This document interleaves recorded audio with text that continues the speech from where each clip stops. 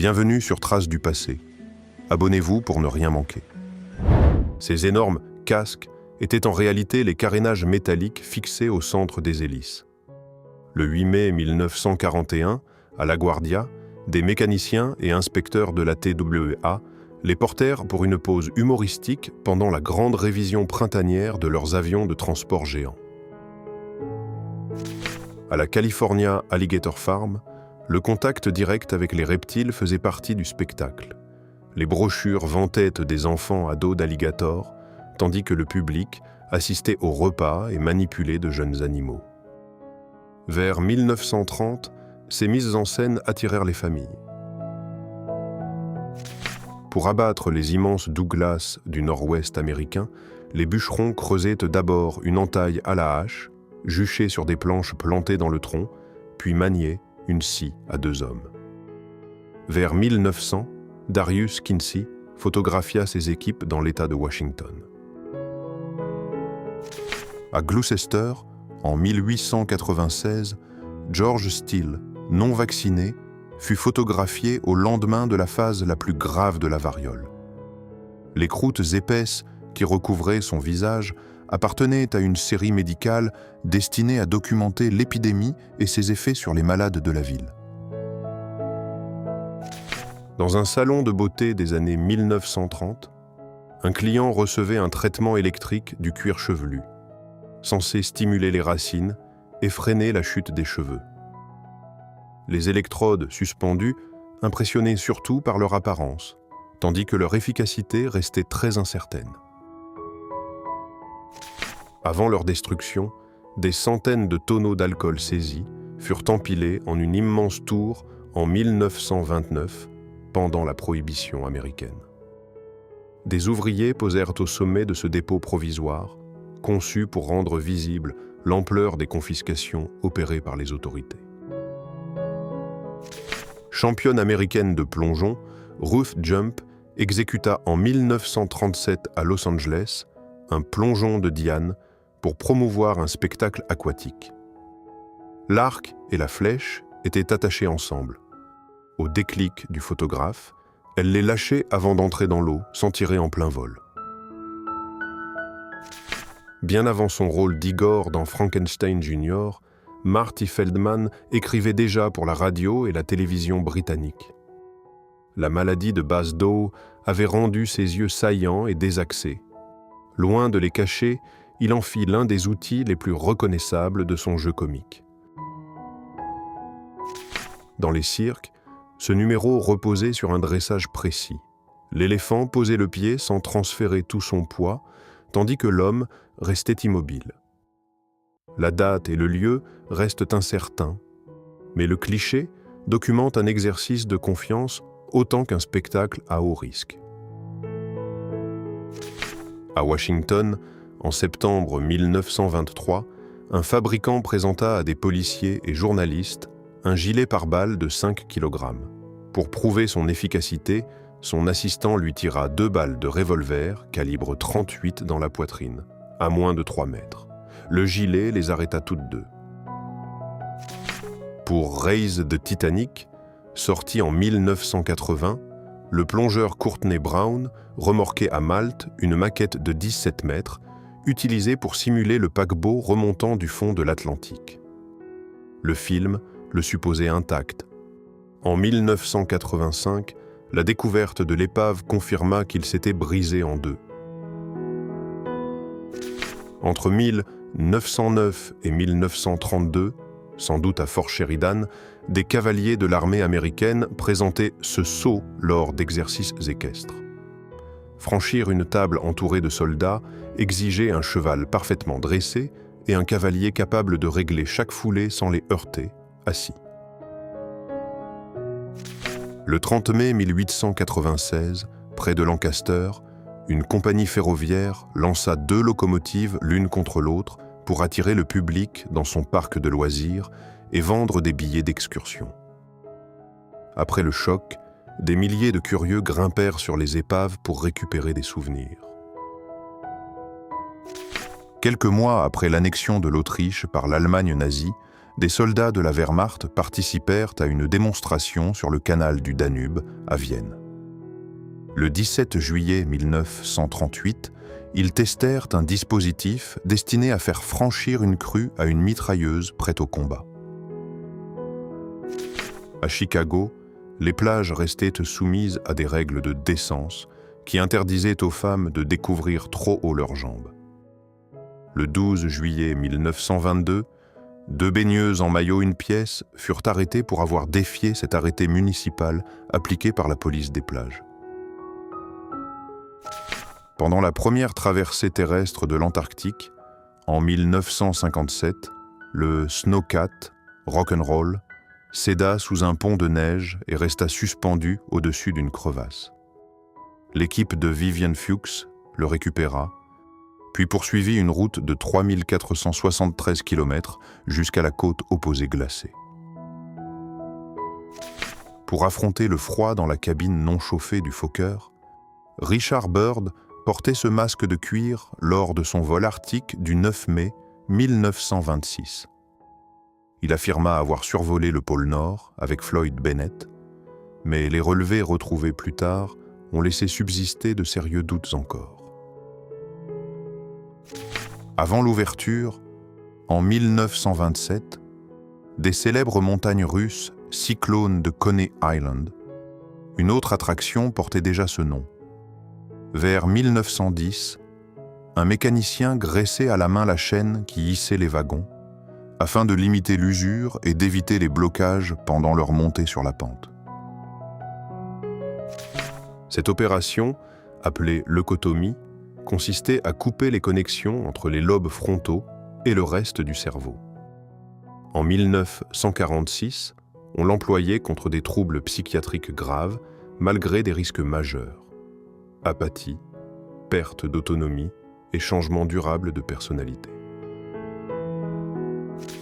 Réputé pour ses exhibitions de coups impossibles, l'Australien Joe Kirkwood faisait placer la balle sur un support tenu entre les dents d'un volontaire. En 1934, ce numéro publicitaire exigeait surtout une frappe parfaitement nette. Le moindre écart pouvait blesser l'homme allongé. Au Vélodrome Buffalo, près de Paris, le Cowboy Rodeo de 1932 proposait au public des courses de chevaux, de taureaux et même d'autruches. Ces cavaliers faisaient partie d'un spectacle importé à l'américaine, où la vitesse des oiseaux comptait autant que l'équilibre des hommes. Cette vue aérienne, probablement prise durant les fouilles de 1925 à 1936 à Gizeh, permet de comprendre que le sphinx fut taillé directement dans le plateau calcaire. Son corps resta longtemps enseveli sous le sable avant d'être entièrement dégagé par les archéologues égyptiens. Conçu par la firme allemande Neufeld et Kuhnke, ce scaphandre rigide maintenait le plongeur à la pression de surface, évitant ainsi les accidents de décompression. Dans les années 1930, ce type d'armure servait surtout aux travaux de sauvetage et de récupération en grande profondeur. À la mine numéro 34 de Bishop, en Virginie occidentale, les ouvriers terminaient leur poste sous une pancarte assimilant le charbon à un front de guerre. En 1944, les autorités réclamaient une production accrue pour alimenter usines, trains et navires engagés dans l'effort militaire. Avec l'essor rapide de l'automobile, les modèles devenaient vite dépassés et alimentaient déjà une industrie du démontage.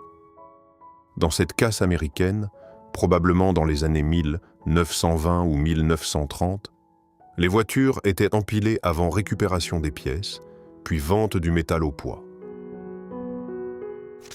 Après 9 mois de travail, le musicien Fred Lemire acheva en 1928 un banjo d'1,65 m pesant près de 14 kg.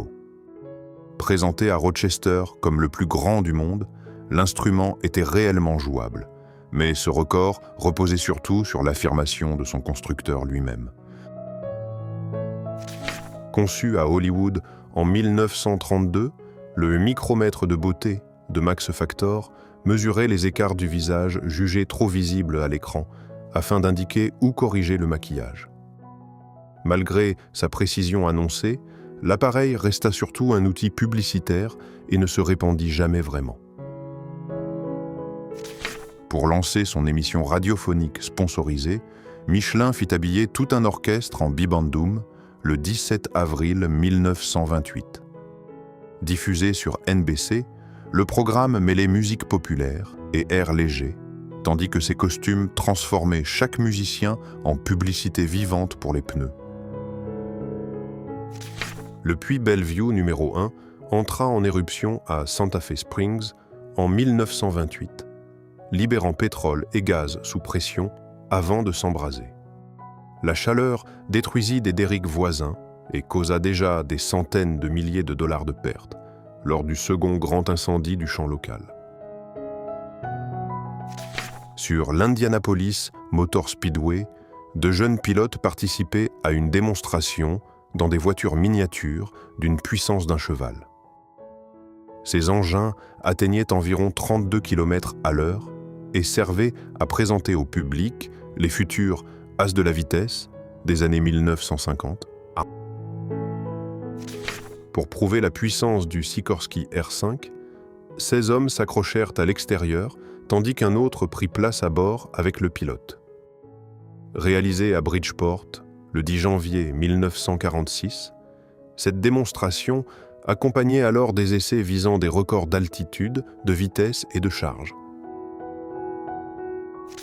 À Cincinnati, vers 1925, le lycéen Emory Zimmer conçut un poste de radio assez compact pour l'accompagner sur le chemin de l'école. À une époque où les récepteurs restaient encombrants, il transforma l'armature nue d'un parapluie en antenne et écoutait les émissions locales au casque. En 1975, ce numéro de cirque reposait sur des années de dressage.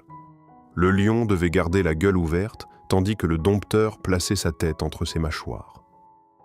Malgré l'apparente confiance du public, un mouvement imprévu suffisait à provoquer une blessure grave ou mortelle. Précurseur du vol en combinaison ailée, l'Américain Clemson utilisait en 1935 des panneaux de toile renforcés pour ralentir sa chute et effectuer des virages après avoir sauté à 3600 mètres. Il terminait toutefois chaque descente au parachute, seul moyen prévu pour se poser au sol. Le 29 août 1983, le cascadeur gallois Chris Bromham franchit 18 autobus à Impérial à Norman Park, près de Londres. Son saut de près de 60 mètres établit alors 2 records mondiaux, l'un pour le nombre d'obstacles et l'autre pour la distance parcourue à moto devant le public. À la prison-hôpital de Vacaville, en 1961, des détenus subissaient encore des lobotomies pour tenter de réduire violence ou criminalité. Le directeur, psychiatre, croyait ces comportements logés dans certaines zones du cerveau, malgré les graves séquelles durables de l'opération.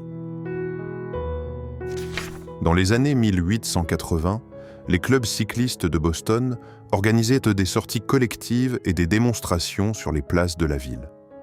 Photographiés devant l'église Trinity, ces amateurs appartenaient à une mode en plein essor, peu avant que les bicyclettes modernes ne remplacent les grands bis.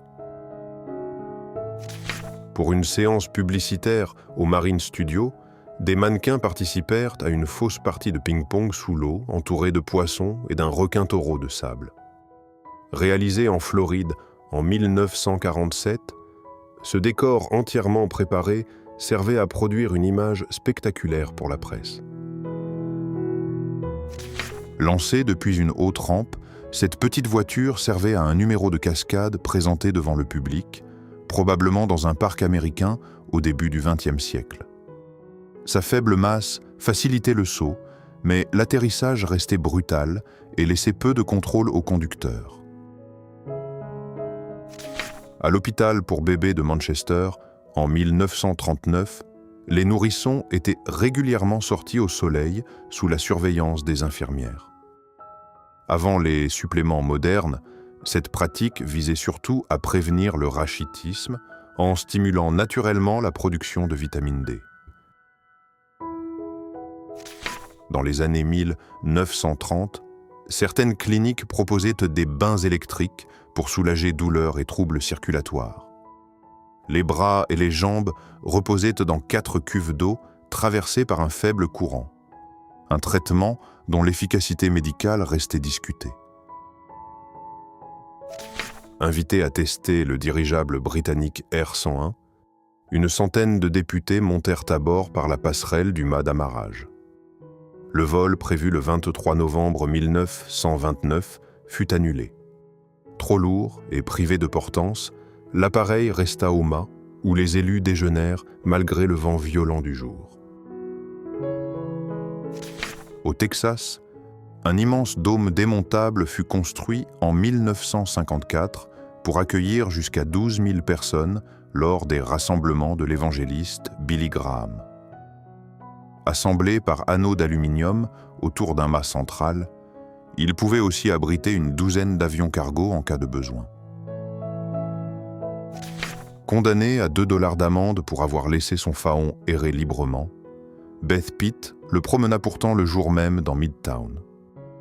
Le 16 novembre 1942, Star Message attira les passants new-yorkais, peu habitués à croiser un animal sauvage tenu en laisse au cœur même de Manhattan. Le premier match de football américain entre Harvard et Yale eut lieu le 13 novembre 1875 à New Haven. Jouée à 15 contre 15 selon des règles mêlant rugby et football, la rencontre lança alors leur célèbre rivalité et se termina par une victoire de Harvard, 4-0. Sous le titre « Le messager du village », ce portrait de 1907 présente un cavalier Dakota, chargé de transmettre nouvelles, convocations et décisions entre les campements. La scène fut probablement organisée pour une vaste série documentaire consacrée aux peuples autochtones d'Amérique du Nord. Transporter voyageurs, courriers et marchandises restait la mission du vapeur Dubuque sur le Haut-Mississippi.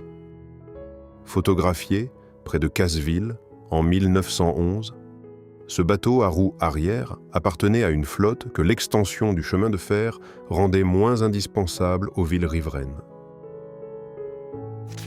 Un couple de voltigeurs présentait ce numéro à bord d'un biplan Stearman de 1937. Le mari pilotait tandis que sa femme évoluait sur une plateforme au-dessus de l'aile.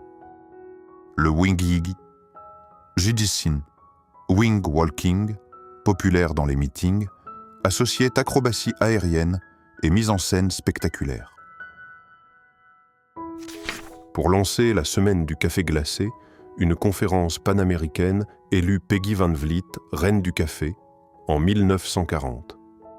Âgée de 18 ans et étudiante en art dramatique, elle posa à New York dans un verre géant avant de représenter la campagne nationale du 23 au 29 juin dans tout le pays.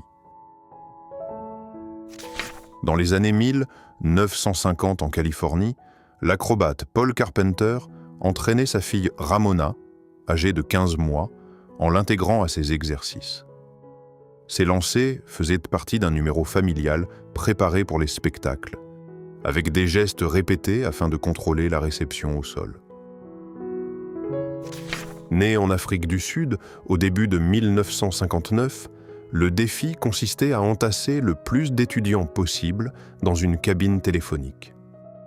Quelques semaines plus tard, 22 jeunes du St. Mary's College, en Californie, rejouèrent la tentative pour une célèbre photographie du magazine Life.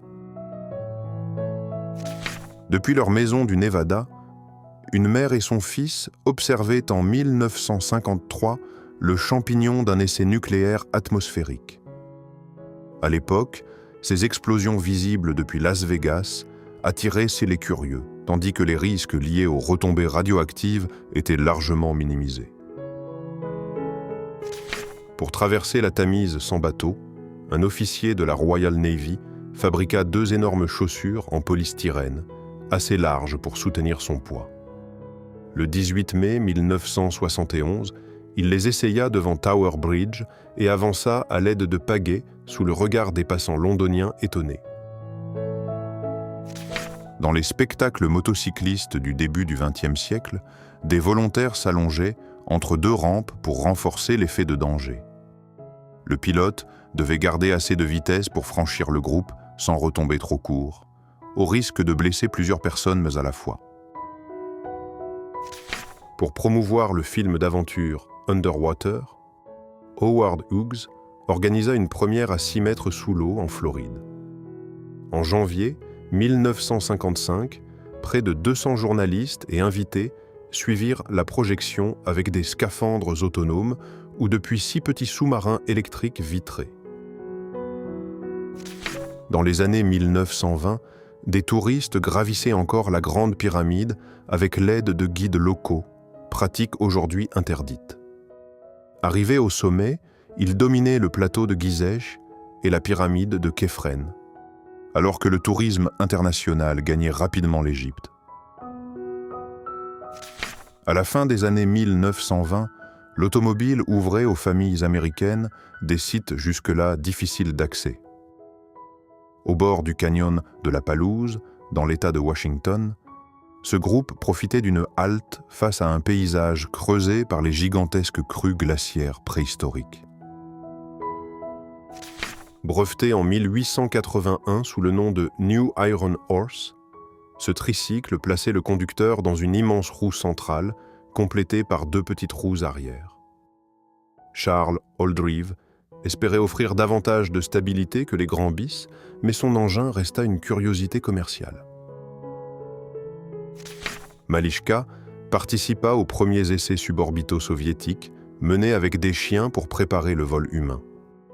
Présentée à Moscou le 3 novembre 1957 dans une combinaison pressurisée, elle incarnait les recherches sur la survie, la respiration et le retour sûr après un lancement. À Los Angeles, vers 1929, Harry Rocks proposa aux automobilistes un parcours de 730 mètres conçu comme une attraction publique. Sa chaussée en bois enchaînait des bosses atteignant 3 mètres. Et chacun pouvait les franchir dans sa propre voiture jusqu'à 64 km/h. Si cette vidéo vous a intéressé, laissez un like et abonnez-vous à Traces du passé pour ne rien manquer. Dites-nous en commentaire quelle photo vous a le plus marqué. Merci d'avoir regardé.